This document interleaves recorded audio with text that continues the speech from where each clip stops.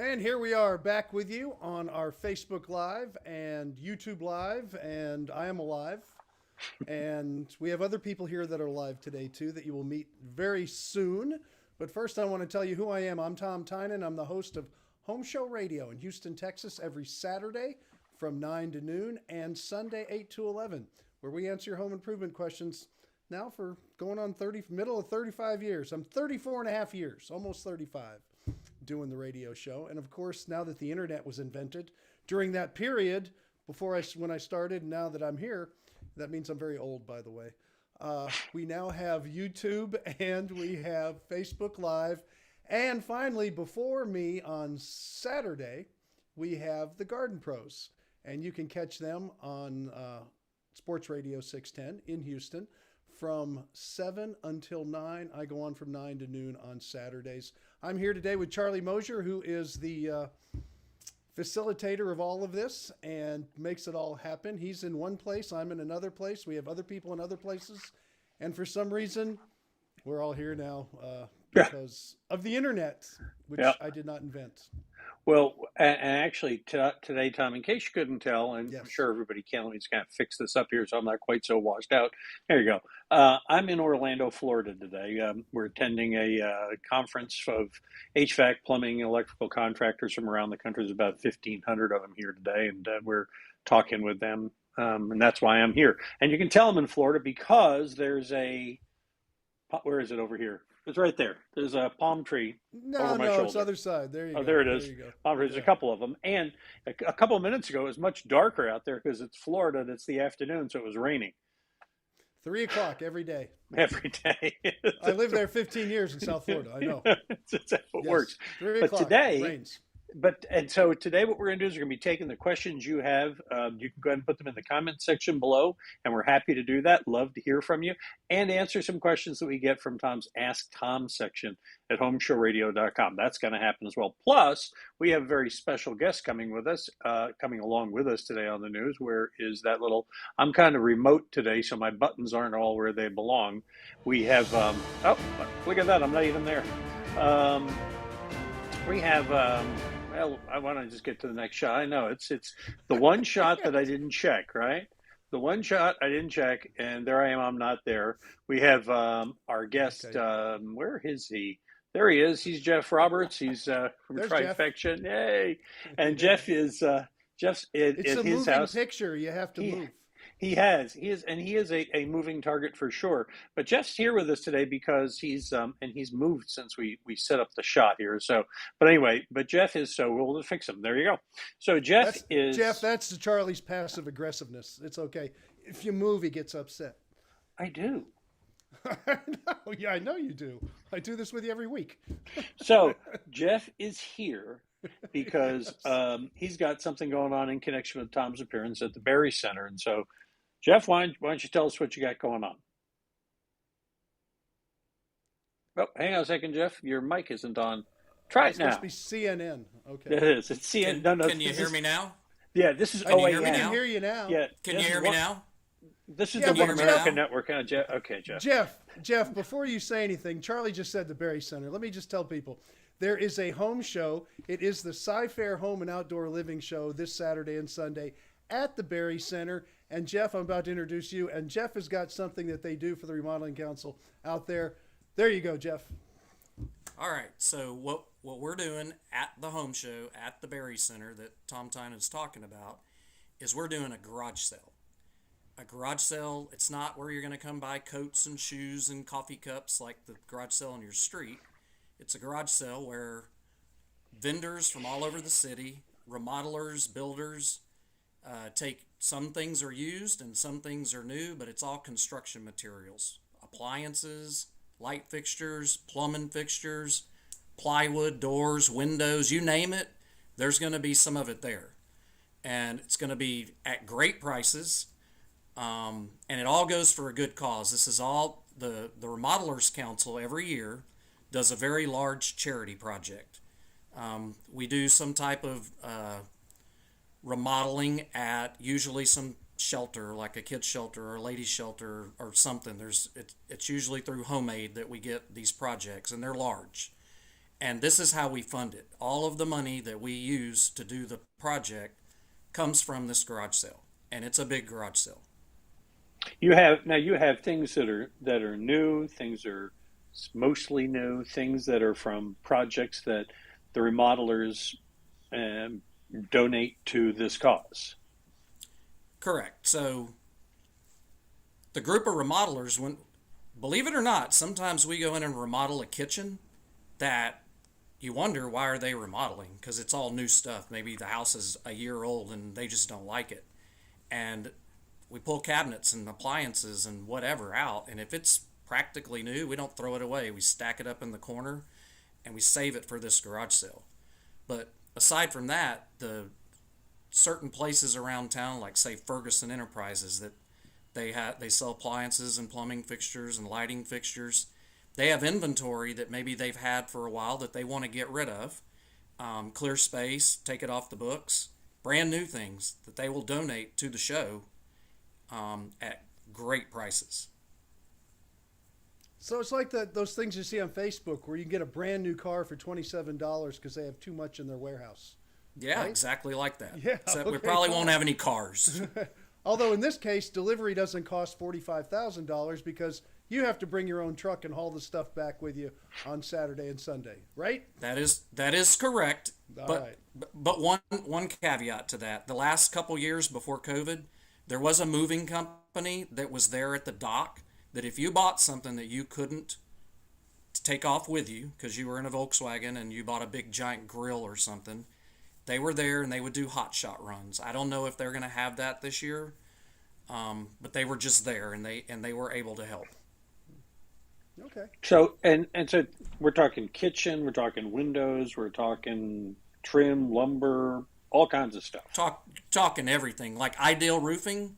They've donated some skylights and some doors and there's some other things that I'm not sure what, but anything. I mean, practically anything you can think of that would be used in some type of construction on your home is probably going to be there.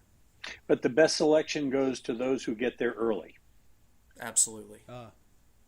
So, all right, so that's Tom. What are the hours of the show again? Okay, the hours are going to be on Saturday. They open at 9 o'clock and it goes till 6. And on Sunday, they open at 10 o'clock and goes till 5. Don't get there right at 6 or 5 in the evening. Get there an hour early. But the shows are great because they're small enough where you can get in and out in about 2 hours. You can buy a bunch of stuff from Jeff and his group over there. They'll have food. They'll have all the different displays and a lot of great ideas on doing home improvements. I will be out there Saturday doing the show live 9 to noon. And for a few hours, I'm going to walk around, and if nobody talks to me, then I will go and see what Jeff's got for sale, and maybe I'll bring home a bundle of shingles. I don't know yet.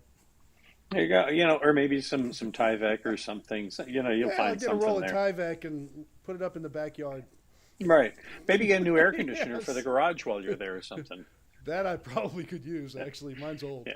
But I okay, saw- no, it's going to be fun. I saw pictures from one of your older garage sales, Jeff, where it looked almost like a Sub-Z or something with the wood doors on it and stuff. I mean, you're going to have appliances too, right? Mm-hmm. So Yes, He's got everything. He said everything. all right, I'm just trying to give some delineation to everything. Well, he So, said grills. You're going to have grills. You're going to have fire pits. You're going to have windows, doors, boxes of tile, roofing supplies, skylights. What else you got, Jeff? I don't know. Lumber, You just keep lumber. There's going to be Doors. lumber there. nails, screws, puppies. I tell you what, it'd be no, interesting, no Tom. puppies. No puppies. When Tom, Actually, when they you usually stop have puppies there. Go ahead. when you stop by the garage sale, I'd be curious if you would try to figure out what we don't have and tell me next year you need this. Tell us what There we you don't go. have. Well, I'll be doing the show right next to you, according to I- Jeff. I'll be right next to you, so I'll be able to scope it out before I go on the air in the morning, and I will continue to tell people as things dwindle down what's left, what's a great deal, get out here and grab it. It's all at the Berry Center this Saturday, and it helps And the Sunday. Sunday, and helps the GHBA Remodelers Council do good things. It's not tomorrow. It's Saturday and Sunday. Not Saturday. right. Did I say tomorrow? I'm sorry. I'm in think you Eastern did. time. I'm all confused. That's right. So They're a day ahead of us. And I want to be clear. Every penny goes to the charity project. None of it is kept by anybody else. That's great. That's a great cause. GHBA is to be applauded for that, and good on all of the contractors who donated to this as well. I know nobody does it for their own enrichment or their own promotion. They're doing it really as a solid good cause to do good things. And Jeff, thank you for coming by and telling us about it. And we'll look forward to seeing you Saturday and Sunday. Well, we'll see everything. I don't know if you're going to be there all weekend, but I know that you'll have a lot of great stuff out there at the Berry Center this Saturday and Sunday. Look forward to seeing GHBA you guys. is a Greater Houston Builders Association. We all take this stuff for granted. We talk in acronyms, but being in part of the military, being in a college, being here, I've got to explain it because half the time nobody knows what anybody's talking about. I don't think people thought it was Builders Association. I don't think people thought it was the Greater Houston Bankers Association, Tom. You don't know. Right. Builders and bankers, they go together. Or the Bread Association. It could be a lot of things. Bread. Hey, everybody's got to eat. They make a certain amount of bread for what they do. All right, that's enough. That's Jeff. right. Jeff is like, okay, what did I get myself into? Jeff, thanks a lot for coming. We'll look forward to seeing you out there at the Berry Center. All right. Nice to see you again, Jeff. All right. You bet. I'll see you. Thanks. All right. So, Tom, it's time for us to get to the matter at hand, which is the questions that we get on from the AskTom section of homeshowradio.com. So let's say we dig right into it. First question to us. Was that in the news? Was that the Jeff part in the news? Jeff was in the news. I was confused. Okay, I'm ready now. Don't be confused. So, I'm all always right. confused. Chad What am I in doing? Pittsville says that he seems to have the smell of death coming from the ducts in one of his children's rooms. And I don't see anything, he says, laying inside the vent. And I just had a company come clean my air ducts and the mold off my system coil, but the stench remains. So, Tom, you must know, how can he figure out what's going on here? Okay, I'm going to do what I can with this question and give some examples. But the biggest point I get out of this question is somebody said, have your ducts cleaned. It'll solve the world's problems. I'm telling people right now, cleaning your ducts is not an answer to any of these kind of problems. The smell of death or really exciting life or anything in between does not come from your ducts. Your ducts pretty much stay clean. They don't get dirty unless you've had one that's been broken or it's had a cut that's opened it and a lot of animals got in it or something, which is really, really rare. And people sell that service way too much. So I want to make that point number one. Number two is if it's that strong, believe it or not, it could be the smell of death. It could be an animal that has died in your building. I have gotten this question many times on my show. And just to give you one of the more extreme examples, I had a gentleman call me once, probably 25 years ago. And he said, Tom, my bathroom, I smell something dead. I don't know what to do about it. And we talked about it. And I made a joke saying, well, maybe you have a dead squirrel in the wall. He actually called the show back maybe 2-3 months later. He said, Tom, I got so frustrated. I pulled the wall apart and there was a dead squirrel in the wall. It actually does happen. You can get animals that die in the wall, animals that die in the attic, and you will smell that smell of death. So I think it needs a little investigation of somebody going around, looking, feeling, seeing what's in there. In the attic, it's a lot easier than having to tear the wall out if you have access to the attic. So if you can get up there, I'd go take a look because it very well could be the smell of death. If it is, get rid of what's left. You'll have to manually get it out of there. And then hydrogen peroxide would be the way to clean it up. A lot of hunters and stuff use that for cleaning up blood and when they clean their animals and stuff of that nature. Mm-hmm. So that would be the way to get it done. But believe it or not, it happens in a house. It takes about 3 months for the smell to go away if you just let it naturally deodorize a squirrel or a rat or something of that size. Wow. I must say that we've never had that problem. We've had other problems with things in the walls, but never dead animals.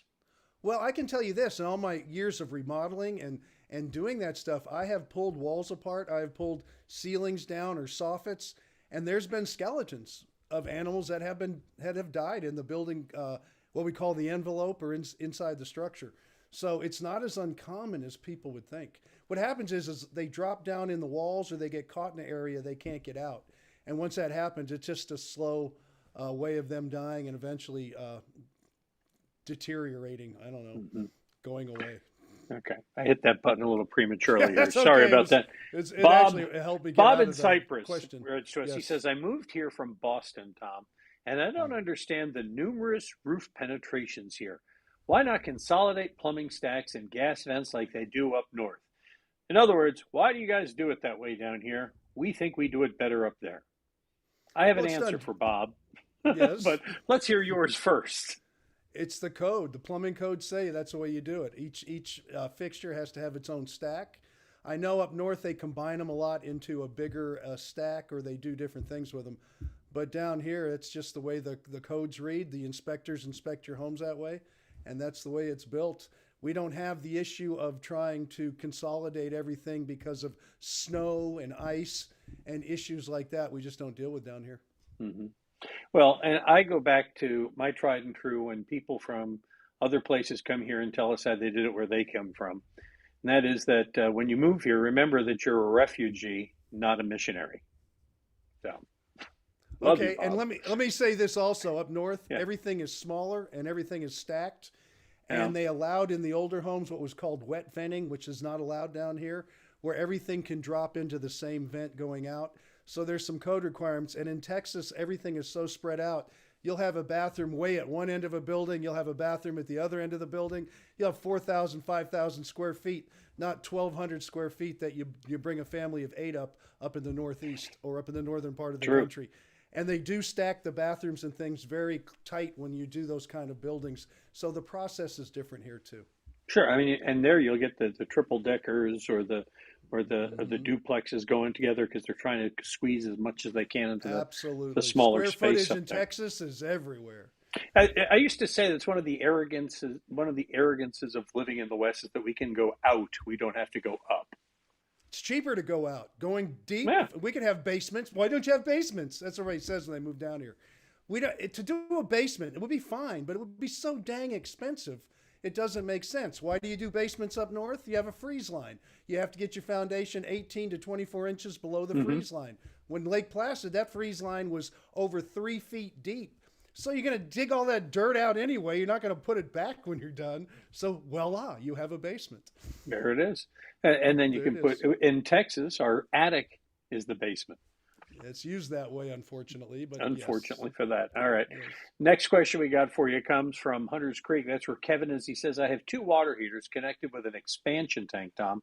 They both have drain lines to the outside of the house connected to the pop-off valves. He says, what causes them to drain? How much is considered normal, and when should I be concerned? This question comes up a lot about these pressure relief tanks. For years, we never used them. We just put the pressure relief valve and went outside. And if it does build up a lot of pressure because it's overheating or the way it's being used, you have to release the pressure. So those little pop-off valves take off. I'm not sure the specs on them. You'd have to look it up. But it just releases the pressure in the tank and some water will blurt out and then it'll close itself. So it's kind of like the old days in a car. You had a radiator that if it's expanded and overheated, the hose just dripped down onto the floor. Or the garage driveway or the garage floor or the street, whatever. And then they started putting these tanks in there. So it would go into a tank. You could reuse it so it would waste less antifreeze in a car's case. And if it did go over expansion, then even the tanks would end up blurping it all over the sidewalks and stuff. It's just a secondary tank to collect the extra, so it's less wasteful. Quite frankly, I think it's a lot of waste of money. And you don't see it a lot. You'll see it sometimes, but you can live with it or without it. It doesn't matter. In case you're wondering, if you just come in, because people come and go when we're doing the show, Tom is in Houston, and I'm in Orlando. I'm in Houston today. I'm in Orlando, as you can tell from the tree right there. You keep saying that. I have palm trees in my backyard in Houston. Yeah, but these look like they belong here. Stop. Hey, do you know there was no coconut palms in South Florida until Merrick brought them from Cuba? So I lived in South Florida 15 years. They didn't have palm trees in Florida. All the palm trees are imported, just like in Texas. Just like in Texas, right? They're not naturally occurring. Yes. It's exactly like, and I think in Texas, there's only one natural occurring lake in all of Texas. All the other ones are man-made. That's probably true. Yeah, I'm here to tell you. I'm here to tell you. I mean to tell you. All right, Mike Okay. in Asbury, Alabama says that humidity is a big factor for them there in northern Alabama. He says, I plan to use blown-in fiberglass insulation in the attic of my one-story home. What's your opinion of doing foam in the exterior walls only, Tom? My biggest answer to that is why. It's more expensive. It really doesn't do a lot for that area of the country. You're in a somewhat moderate area. And the fiberglass you're using in the attic, why not just use it in a wall? You'll save a lot of money on the initial build out. You get if you're reaching the same R value, you know, it depends what you're reaching, but an R11 is an R11 no matter what you use. It just doesn't make a lot of sense to me to do a wall and not the attic. Now, going back to the Lake Placid comment I just made, in my house in Lake Placid, it was all foamed, but it was 40 below zero, and you tried to get a lot more R value in a smaller area. More is not better. You hit a point where that's all it can do, and it won't do any more depending on what we call the delta T, the inside to outside air temperature of the building envelope. Lake Placid, 40 below, inside 70 degrees. There's a big range. You get areas where the range gets smaller and smaller, the R value requirements go down too. So it just doesn't make any sense to me to spend the extra money. Mm-hmm. You know, Chris in our video production department loves to work in the studio. Yeah, I'm telling for people who are watching, Tom, is that, okay. you know, that Chris loves to work in the studio and he hates to work on location because you never count on the light. When I started, it was dark out there. It's okay. You look fine. It's getting lighter and lighter. So nobody cares, except for you. But you know what's going to happen? Your face will get darker and darker. So watch that. You got to turn your lights on for your face. Well, you have no idea how many lights are already on to offset this outside here. So anyway, all right. Another question for you. We've got a bunch of them here. Okay, we got Mike. All right, here you go. Ronald in Greenspoint says, I lost all the Freon from my unit after numerous checks. I was told I have a leak in the AC line behind the walls. Must I replace the entire AC line, or can a leak detector identify the exact spot for the repair? He says, I don't want to pay thousands of dollars in copper and fees. If everything is checked, you have all the components on the outside, which is where the condensing unit is. If everything is checked on the inside with your evaporator coil and all that, and the leaks aren't there, and they do know that the only other leak you can have is in that pipe somewhere, why you have it, I don't know. It's very odd. But if that's the case, then you do replace the full flex copper from the inside unit to the outside unit. And for them to find it, they would literally have to visually see it and put the dies in there, and they could find it. But that means ripping the entire wall of your house apart to expose the entire line. Some of those lines can go 70 feet or 80 feet, sometimes even more, depending on how big a house you have. So it's probably going to be easier for them just to run a new line and a lot less expensive if it is truly in your existing line. But I thought that, you know, we've talked about this, that if there's a leak, you know, isn't that kind of like you've got to replace like the system? I mean, if he's lost all his Freon and it's running with no Freon at all, Tom, is there a point when this can't be repaired and you're looking at a replacement? No, you could lose what we call a dryer. It's a little component that goes on the refrigeration line outside by your condensing unit, right? So all it does is dry it out and clean up the refrigerant.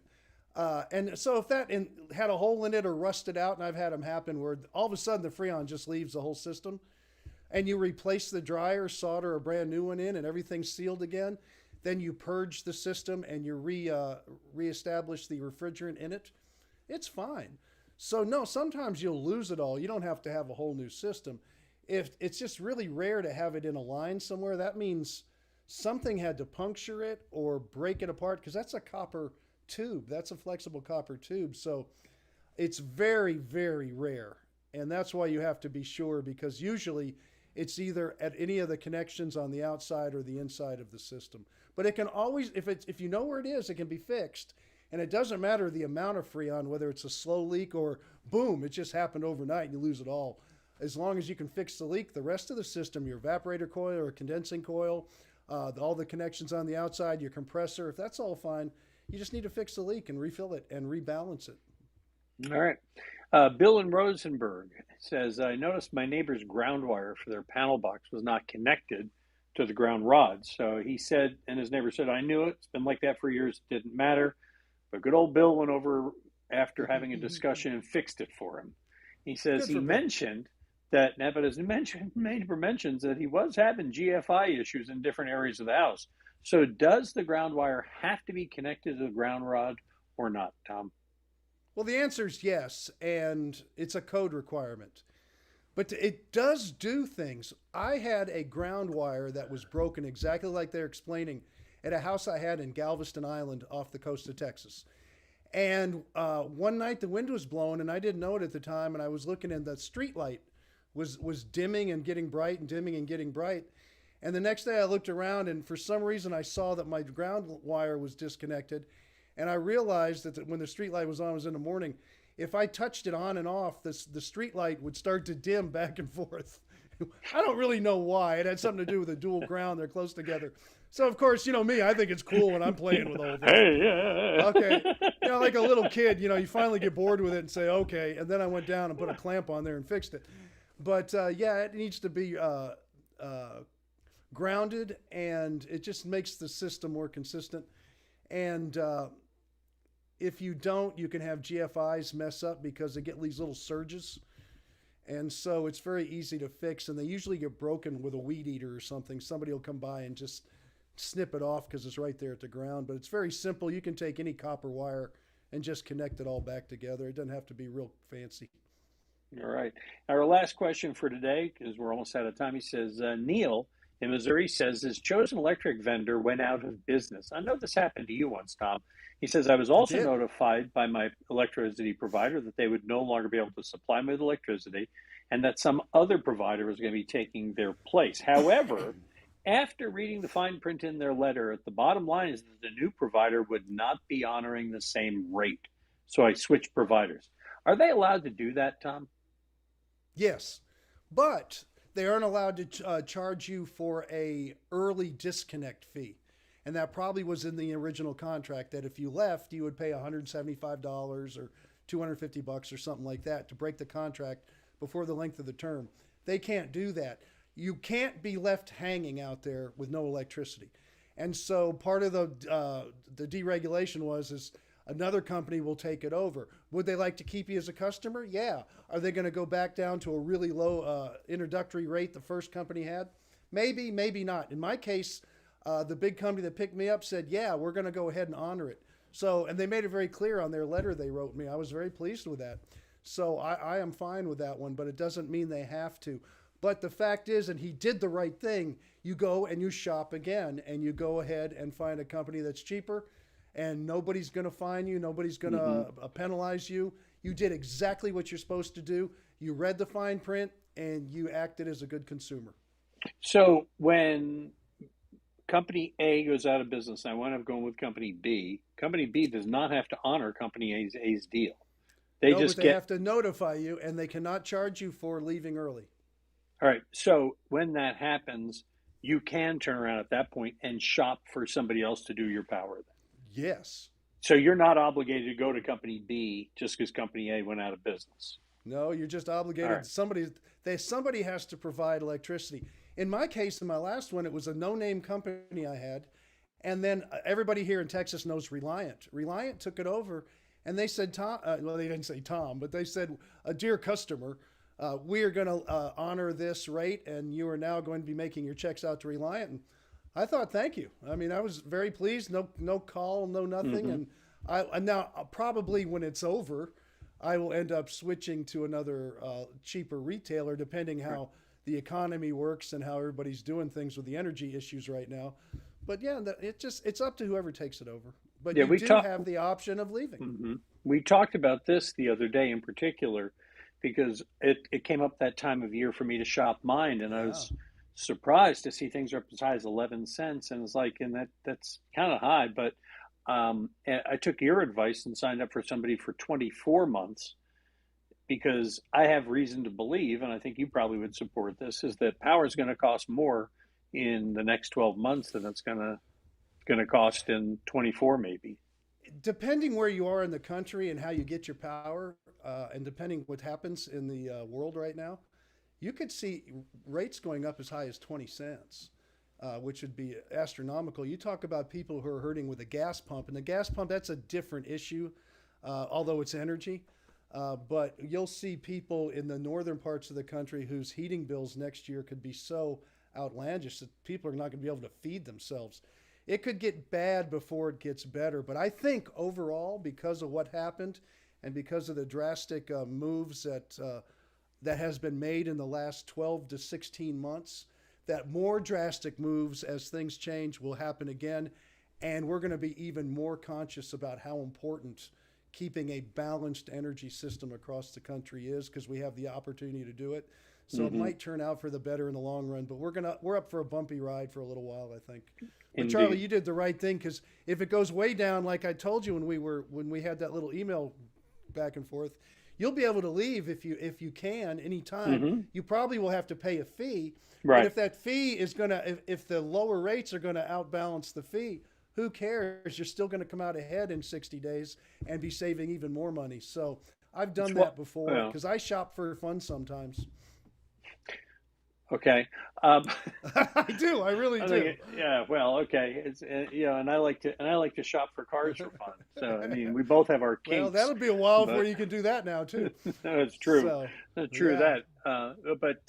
yeah. That's why I married an Aggie, because she can do that math and tell me when it's time to make a change. So until then, we'll stay with this. I looked at my neighborhood. I'm paying, I think, 4 cents now just for the electricity, not all the fees. Right. And Mine I'm is locked in 11. for another year. Yeah, mine's 11 with everything in it. So we'll well, see. Then you're still pretty good. If it's 11, because the fees went up. People don't realize this in Texas for our local people. The fees went up, I think, 2 years ago, 60%.